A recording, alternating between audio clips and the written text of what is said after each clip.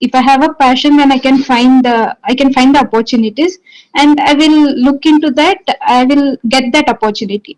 After I find that opportunity and get that thing, it's like it's over. अब मिल गया है, अब आगे क्या करना है, हो गया है, पैशन भी फुलफिल हो गया है, सब कुछ हो गया है. I will not be able to maintain that passion thing in once I get that opportunity. तो पैशन बेसिकली क्या होता है, वो टाइम के साथ साथ चेंज होता रहता है, दैट इज वन. और दूसरा सिचुएशंस के साथ साथ में चेंज होता रहता है. तीसरा, it depends upon your hunger. Basically बिल्कुल ऐसा है कि if you are hungry, you are passionate for food. एक बार खा लिया तो उसके बाद में जितना मर्जी अच्छा खाना सामने आ जाए वो अच्छा नहीं लगता है. ऐसा ही हमारे गोल्स के साथ में होता है या हमारी ड्रीम्स के साथ में होता है. जब तक उसको अचीव नहीं किया होता है तब तक तो उसके लिए हंगर होता है. जब वो मिल जाता है तो फिर we take it for granted. चाहे फिर वो कोई पर्सन हो, चाहे जॉब हो, चाहे कोई कॉलेज हो, चाहे कुछ भी हो. फिर जो हमें मिल जाता है वो तो हमें मिल ही गया है. फिर हमें अगर दिखता है तो उसके प्लस पॉइंट नहीं दिखता है, हमें उसका माइनस पॉइंट दिखता है. ये अंडरस्टैंड ना, कि मतलब जैसे अगर आपके मुंह में 32 दांत हैं तो उसमें से अगर एक दांत टूट गया है तो जीभ जो है हमारी, जो हमारी टंग है, वो बार बार वहीं जाती है. जो बाकी के 31 है वहां पर नहीं जाती है. ऐसे ही ये जो लाइफ है, इसमें होता क्या है, बाय डिफॉल्ट आपका ध्यान वहीं जाएगा जो अभी आपके पास में नहीं है. जो है और एक बार कर लिया फिर वो रिपीट होने लग जाता है तो वो बोरिंग हो जाता है. अनलेस एंड अनटिल कि आप किसी ऐसी फील्ड में हो जहां पर कि रोज आपको कोई नए नए चैलेंजेस मिल रहे हैं और आपको ग्रो करने की अपॉर्चुनिटी मिल रही है, तब तो बात अलग है. बट अगर कोई ऐसी जॉब है या कोई ऐसी पोजीशन है, फिर चाहे वहां से कितना भी पैसा आपको मिल रहा है, but if the work is kind of monotonous, same तरह का काम आपको over and over and over again again again again बार बार वही तरह का काम करना है, तो होगा क्या कि वो काम एफर्टलेसली होने लग जाएगा. यानी कि that will become more like कि वो आप अपने सबकॉन्शियस से कर रहे होगे. और फिर जो आपका कॉन्शियस माइंड है वो उस काम से हट जाएगा. आपके कॉन्शियस माइंड में और तरह के थॉट्स घूमने लग जाएंगे.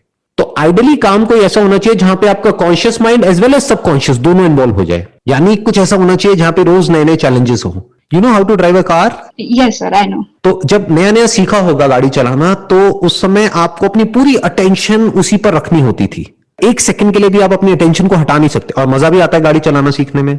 उसके बाद जब नई नई गाड़ी चलानी आ जाती है तब भी अच्छा लगता है. एक बार गाड़ी चलानी आ जाती है, इन द सेंस कुछ साल हो जाते हैं आपको गाड़ी चलाते हुए, तो गाड़ी चलती रहती है, बट आपके माइंड में कुछ और ही घूमता रहता है, थॉट्स. कई बार याद तक नहीं होता कि अरे वहां से हम निकले थे, घर भी पहुंच गए, पता ही नहीं होता. That means we are lost in our thoughts. But शुरू शुरू में क्या होता है, हमारा कॉन्शियस माइंड और सबकॉन्शियस उस गाड़ी को चला रहा होता है मिल करके. बट बाद में क्या हो जाता है, सबकॉन्शियस गाड़ी को चला रहा होता है और जो हमारा कॉन्शियस माइंड है उसकी कुछ अटेंशन गाड़ी की तरफ होती है, यानी जो कुछ हो रहा होता है वहां पर होती है, और जो मेजॉरिटी ऑफ अटेंशन है वो हमारे थॉट्स की तरफ होती है. उस समय हम कुछ ना कुछ और सोच रहे होते हैं, कुछ प्लान कर रहे होते हैं, कुछ भी चल रहा होता है माइंड में. अब क्या चलेगा माइंड में, अगर कोई बड़ा ड्रीम नहीं है तो, क्योंकि आपका क्वेश्चन क्या है, वो अचीव कर लिया उसके बाद क्या होता है. तो जब कुछ है ही नहीं और करने के लिए, तो क्या घूमेगा दिमाग में, जो भी कमियां हैं आपकी लाइफ में बस वो दिमाग में घूमती रहेगी. अपनी लुक्स को लेकर के, अपने रिलेशनशिप्स को लेकर के, अपने पोजेशंस को लेकर के, अपनी फैमिली को लेकर के, अपने रिलेटिव्स को लेकर के, अपने फ्रेंड्स को लेकर के, ऑफिस में जो छोटी छोटी चीजें हो गई है उसको लेकर के. क्योंकि कुछ बड़ा है ही नहीं अचीव करने के लिए, तो ध्यान कहां चला जाएगा, छोटी छोटी चीजों की तरफ. वो चीजें जो किसी और इंसान के लिए हो सकता है मैटर ही नहीं करती है, तो वो सारा ध्यान आपका ऐसी ही चीजों की तरफ लग जाएगा ऐसी सिचुएशन में. तो कोशिश ये करो कि काम ऐसा करो जहां पर आपको रोज कुछ नए नए चैलेंजेस मिले. अगर नहीं मिल रहे हैं तो काम अपना करके आओ अपने सबकॉन्शियस से, और फिर घर पे आकर के कुछ ऐसा करो अपने बेस पर, कुछ नया सीखो, कोई नई स्किल एक्वायर करो, कुछ भी नया करने की कोशिश करो जिससे कि आप बूढ़े ना हो. नहीं तो क्या होता है कि जैसे जैसे लोगों की एज बढ़ती है ना, वो बूढ़े हो जाते हैं. बूढ़े in the sense not physically, mentally बूढ़े हो जाते हैं. They don't have the energy to learn something new.